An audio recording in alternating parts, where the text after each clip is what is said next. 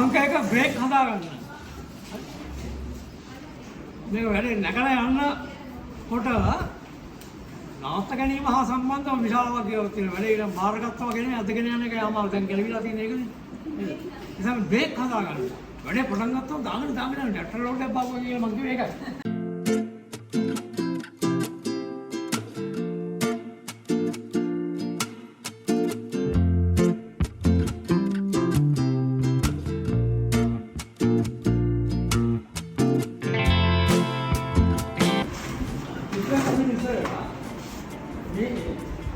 ඒකාකාරී මතු ටිකක් නේ. මෙන්න මේ ඒකාකාරී මතුට වෙනුවට විවිධ මතු පිටවල් කීපයක් සහිත කාර්යයක්. කොහොමද අඳුර කඩදාසිය? මේ කඩදාසිය ගත්තම එක වෙනම කරලා මේ කාලේ වෙනම වෙනස් තමයි. ඔයගොල්ලෝ මේක වෙනස් කරලා බලන්න පුළුවන්. මොනිකල් කරලා බලන්න පුළුවන්. ඉස්පිට එක කරලා බලන්න පුළුවන්. එහෙම කැරට් එකක් කරලා හදේ වෙනස් කරනවා.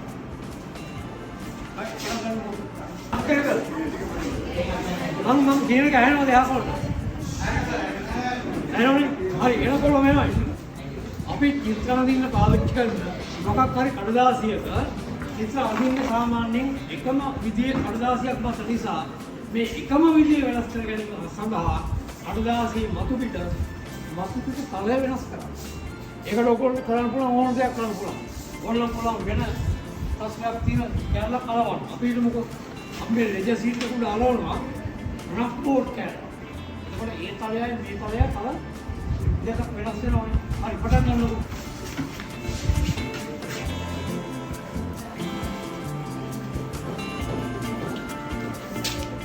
බදාසි කියනවා නේද?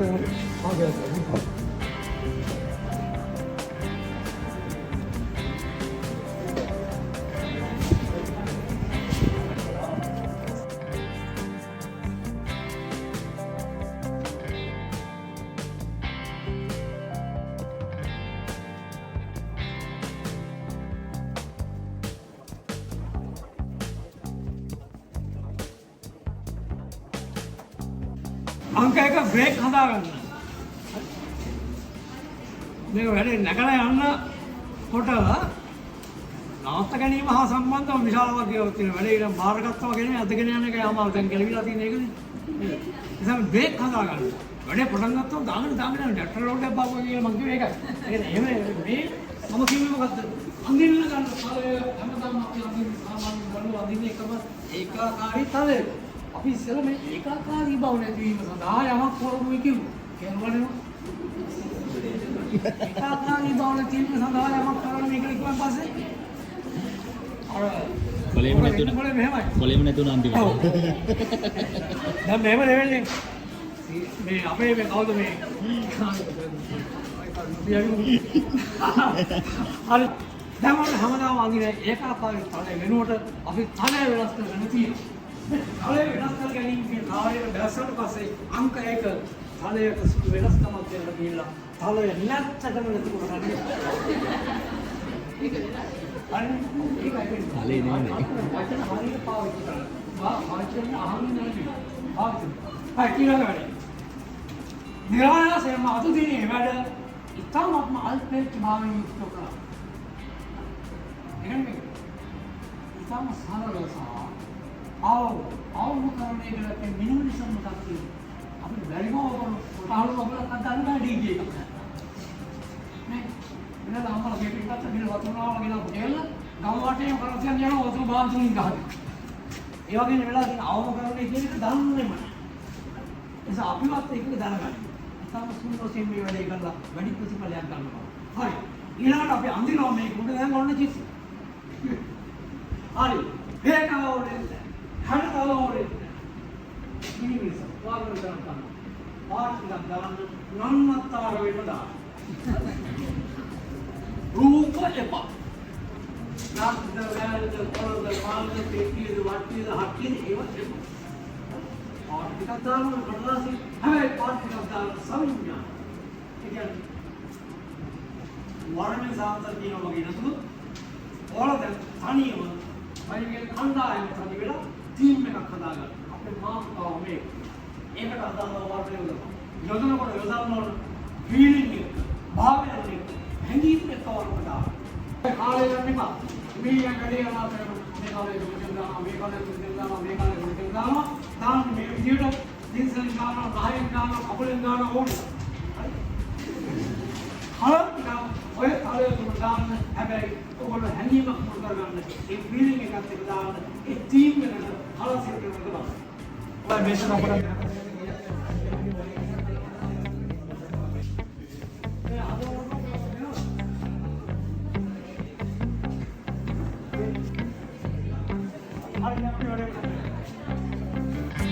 හඳුනාගත හැකි විස්තරාත්මක රූප වෙනුවට ඉතාම සරල වර්ණ කලා කීපයක් විතරක් පාවිච්චි කරලා චිත්‍රයේ රසය විඳින්න සැලසීම බොහොම වැදගත් වෙනවා.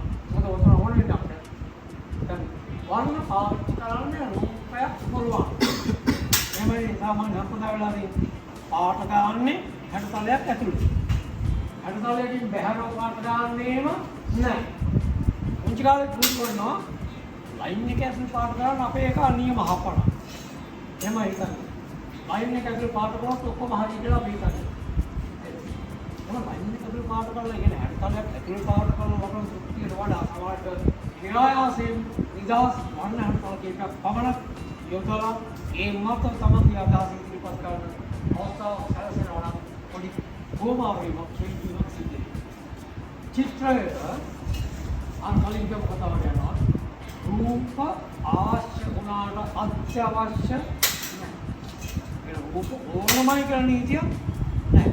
රූප නැතුව වර්ණ වලින් විතරක් මේක කරන්න පුළුවන්. දැන් වර්ණ හැසිරෙනවා සංකේතාවක්. අත ඉංගිතයක් වගේ. වර්ණ වලින් තමයි මේ ඉංගිත නැත්නම් ඉඟි තුලින් අදහස් බවට යන්නේ. ඒක රූපයක් වුණාට වඩා සමානව බලන කෙනාට වගේ දෙන රූපයට වඩා වැඩි රූපයකට මනසෙන් යන්න පුළුවන්. අපි අන්දර රූපයක් පාට කරනකොට වඩා නරඹන කෙනාගේ පරිකල්පනය මත එයාට මේක තුල ගොඩනගාගෙන යන්න පුළුවන්. සමන්ත අනුගත වෙන මේ රූපයකට එහා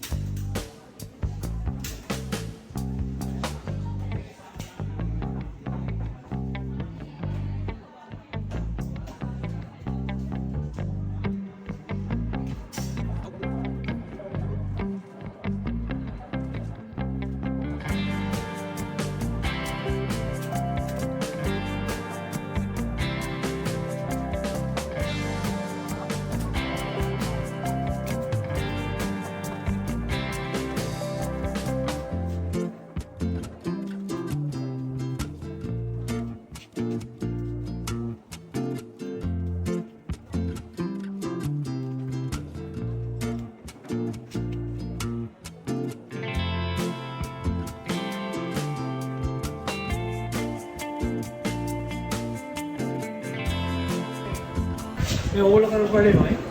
මේක මේ වල අලවල හදාගත්තු ස්ට්‍රක්චර් එක තියෙනවා. ඊට අමතරව ආයම් නාස්ති ස්ට්‍රක්චර් එක වෙනස් කරන්න තියෙනවා. ආදාතන ගන්නේ බාගත්තු තීතෝයි ස්ට්‍රක්චර් වෙනස් කරන්න පුළුවන්. අපිට වෙන මතු පිටක් පාවිච්චි කරලා මේක රූමනා කලව දැන් ඔන්න මේකේ මේ අලුත් තලයන් එක පොඩ්ඩක්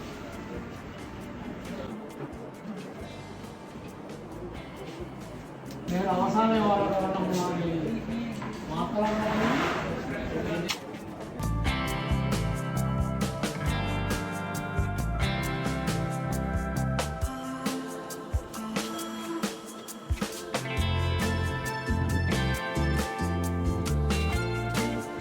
දැන් ඕගොල්ලෝ කරන වැඩේ නෑ.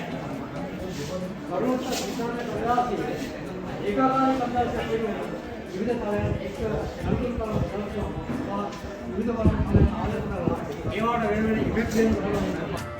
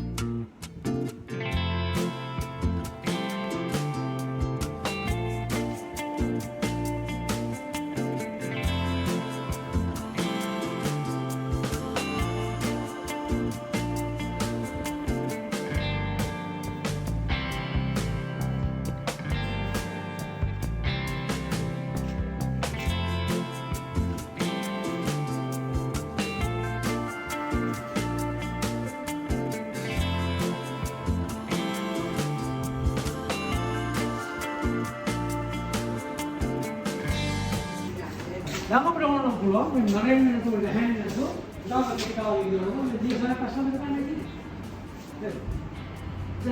මේ කලර් එකේ තියෙන ඉෆෙක්ට් එක පාවිච්චි කරන්න පුළුවන් නේද? මේ මාධ්‍යකුණේ පාවිච්චි කරලා වෙන උපක්‍රමයක් පාවිච්චි කරලා වෙන වැඩක් ඕනනම් තාන්න පුළුවන්කම තියෙනවා. හරි? බලමු අපි මේක පොඩ්ඩක් ඉස්සරහට ගන්න.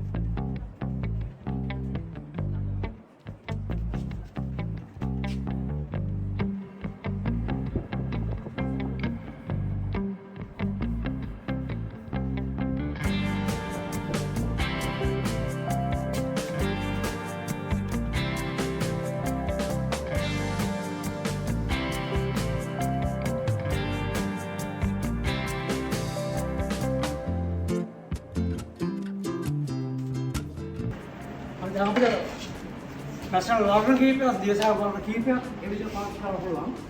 මේක වේරනකොට ඕන ආපස්සට ඔයගොල්ලෝ පුළුවන් මේ වැඩේ යා ගොඩාගෙන යන්න දැන් වල එකකින් දෙකකින් නවත්තන්න තු දිගින් දිගටම අඳිනවා යන්නේ. එයා ඕන දැන් තුන වැඩ ඕන තමයි. හරි.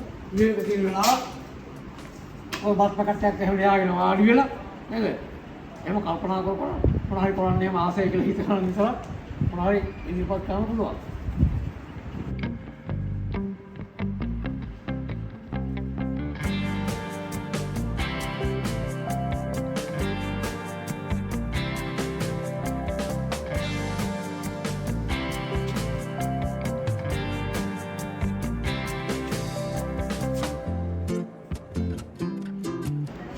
දවාගේ මාතෘකාවත් එක්ක ගැලපෙන විදිහට ඕගොල්ලන්ට කැමති විදිහේ වර්ණ රටාවන් පාවිච්චි කරමින් හිතේ හදා ගන්න පුළුවන්කම තියෙනවා.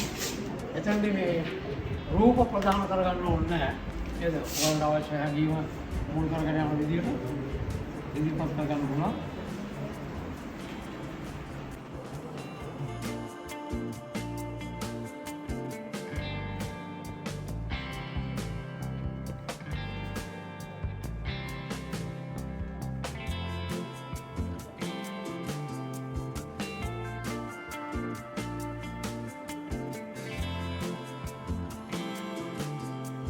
අවුනෝරෝ අඳින්න ඕන මේක අඳින්න පුළුවන් ඒක ප්‍රශ්නයක් නෑ.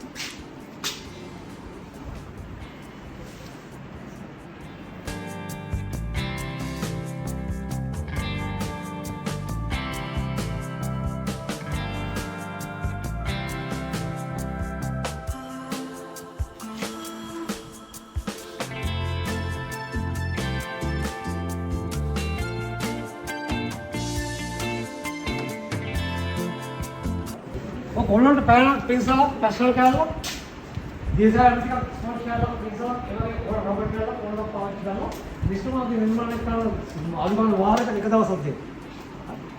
ඒක පොඩ්ඩක් ඒකින් ගන්නවා හොඳ පිකප් එකක්. ඒකින් උඩ එනවා පොඩි වෙන වින්දනයක්. චිත්‍රය අදිද්දී මේ රූප වෙනුවට වර්ණ සංකේත කොමනක් පාවිච්චි කරලා වාරයක ටික දවසක් වින්දින්න දෙන්න. ඔන්නෝට අච්චර නෙවෙයි කැලපත්තර ගන්න ඉන්න දෙන්න.